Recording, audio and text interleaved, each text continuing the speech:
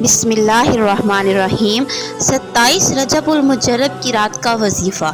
27 رجب المجرب کی رات کو آپ کسی بھی وقت یہ 12 نوافل پڑھ سکتے ہیں۔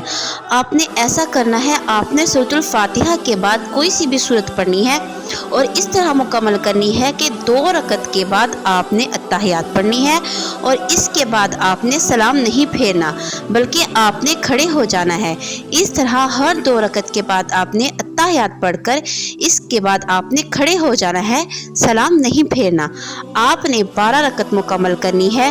پڑھنے کے بعد آپ نے ایک ہی بار سلام پھیرنا ہے اور اس کے بعد 100 مرتبہ تسبیح پڑھنی ہے، سبحان اللہ والحمد للہ ولا الہ الا اللہ واللہ اکبر۔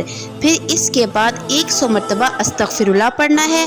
پھر اس کے بعد 100 بار آپ نے درود پاک پڑھنا ہے۔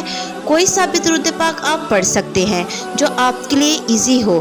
یہ 12 رکعت اس طرح مکمل کرنے کے بعد آپ دنیا اور آخرت میں جس چیز کے لیے بھی دعا کریں گے، جو کچھ بھی مانگیں گے، حدیث پاک کے یہ الفاظ ہیں، آپ کو وہ سب کچھ مل جائے گا جو آپ مانگیں گے۔ اور پھر آپ نے 27 رجب کو روزہ بھی رکھنا ہے۔